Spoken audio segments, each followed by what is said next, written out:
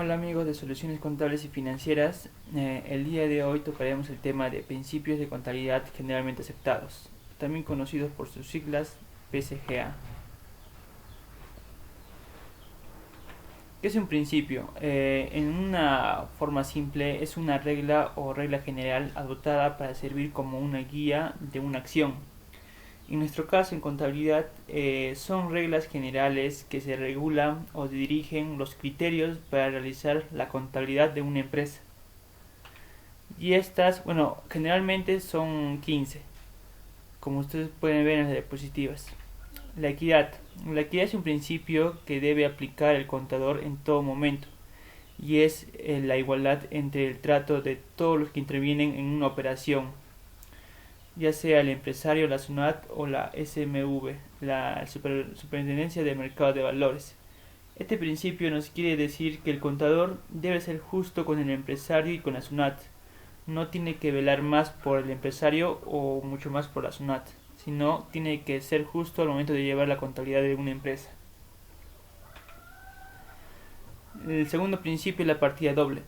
Es la ocasión que se aplica con la intervención del deudor y del acreedor en las operaciones realizadas por la empresa. En la contabilidad siempre va a existir una igualdad entre el deudor y el acreedor, entre el debe y el haber. ¿Qué quiere decir esto? Que siempre en la contabilidad va a existir un equilibrio, como ustedes pueden ver en el ejemplo, entre recursos y obligaciones. Supongamos que una entidad financiera me brinda un préstamo por 100.000 soles. Yo, en la parte izquierda, que le llamaríamos debe, tendríamos un 100.000 de recursos. Pero en la parte derecha, que le llamaríamos haber, tendríamos 100.000 soles en una obligación por pagar a una entidad financiera. Es decir, que siempre va a haber un equilibrio. Tercer principio. Ente. El contador lleva las cuentas de la empresa, no de los dueños. El capital aportado pertenece a la empresa, donde los dueños son considerados por terceros. Esto nos quiere decir que la empresa es muy distinto a los dueños. O sea, los gastos que realiza la empresa son indiferentes a los gastos que pueden realizar los dueños como gastos personales. O también podríamos analizarlo por los ingresos. Los ingresos que recibe una empresa no son los ingresos que le pertenecen a los dueños de la empresa. ¿Qué quiere decir esto? Que la empresa es como una persona que tiene sus propios derechos y obligaciones. Y esta no puede ser combinada junto con las obligaciones o derechos de los dueños de la empresa, socios, accionistas, dependiendo del tipo de sociedad con el que fue constituido. Cuarto principio, bienes económicos.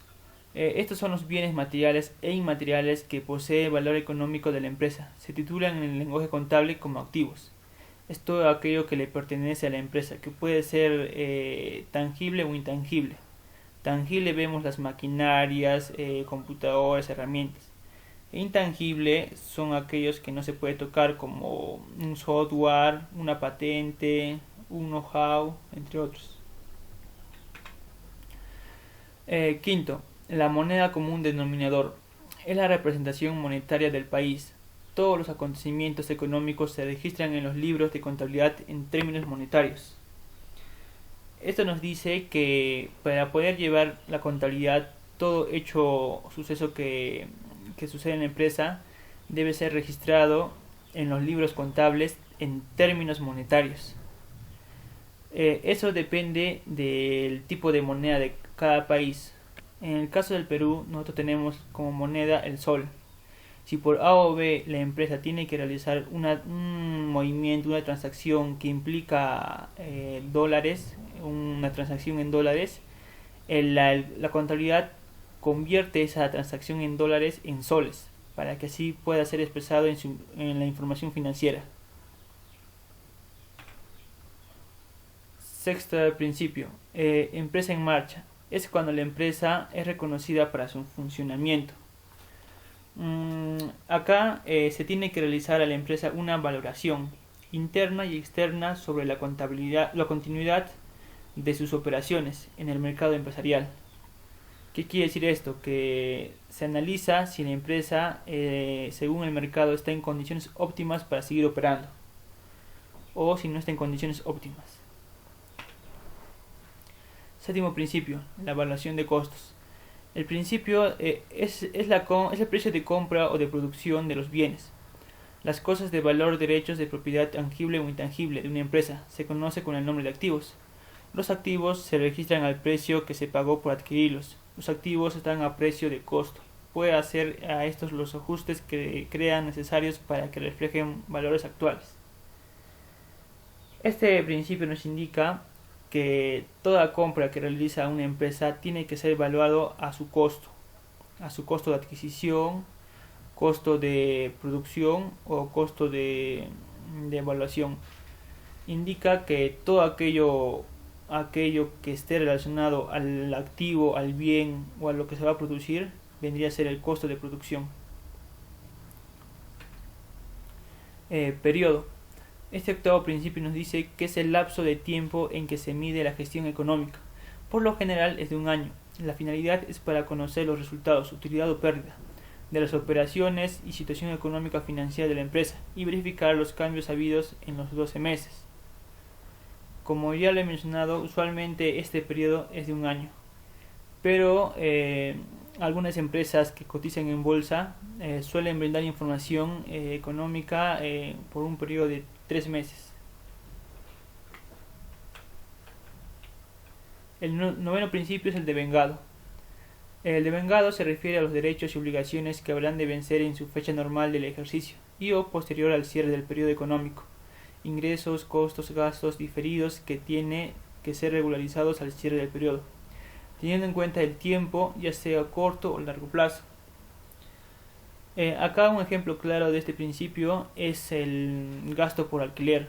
Muchas empresas los alquileres suelen pagar por adelantado, un año o medio año. Pero ¿qué pasa en la contabilidad? Por más que la empresa haya pagado 6 meses de alquiler, en un solo mes solo se puede reconocer como gasto el alquiler de un solo mes.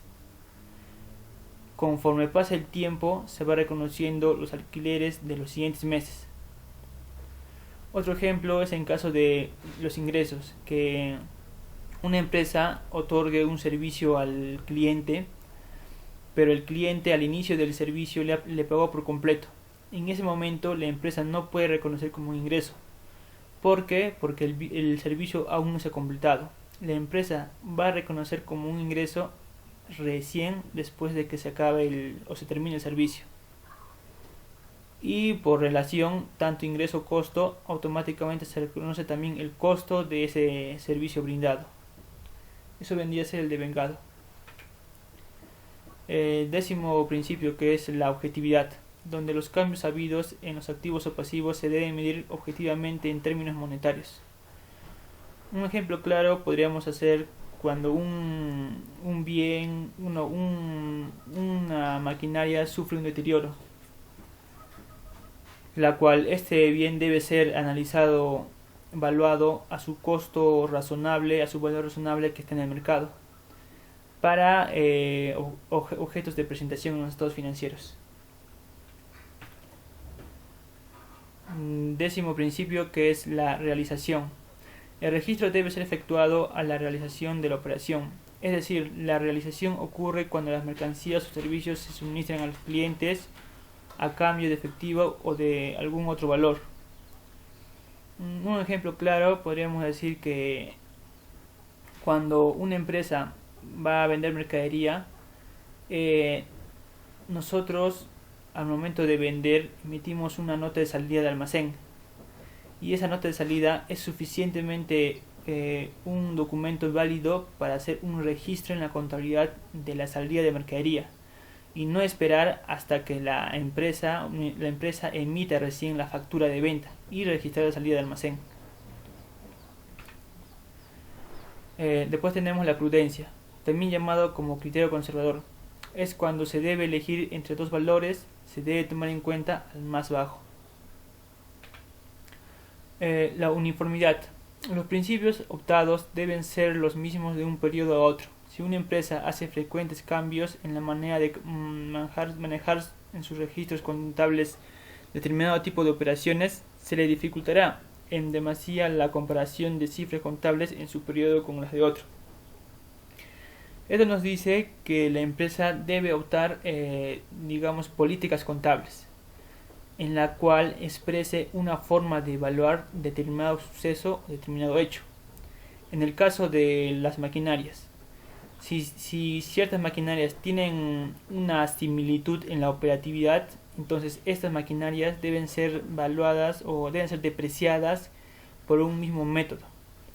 O en caso de inventarios, si los inventarios son similares, estos deben ser evaluados con un mismo método de valorización de inventarios. 14. La importancia relativa. Se debe actuar con sentido práctico aplicando el mejor criterio. El contador pasa por alto una gran cantidad de hechos de poca importancia, que el trabajo de registrarlo no justifica el valor de las ventajas que obtuviesen. Esto nos indica que el contador debe analizar qué hechos son sustanciales o tienen una importancia material que puede afectar en la presentación de los estados financieros, y si esta merita deben ser presentados en ellos mismos. Exposición. Los estados financieros deben contener toda la información necesaria para la toma de decisiones. La información contable se expresa en los estados financieros, que debe contener en forma clara y comprensible todo lo necesario para juzgar los resultados de operación y la situación de la empresa. Muchas empresas todas las empresas que cotizan en bolsa tienen hasta un cierto tiempo para presentar los estados financieros frente a la junta directiva o el director de la empresa, y estas deben ser, como ya lo mencioné, juzgados sobre los resultados de la operación y situación de la empresa, para que el directorio pueda tomar decisiones importantes en la empresa. Usualmente los contadores tienen que brindar esta información o exponer esta información a finales del mes de marzo.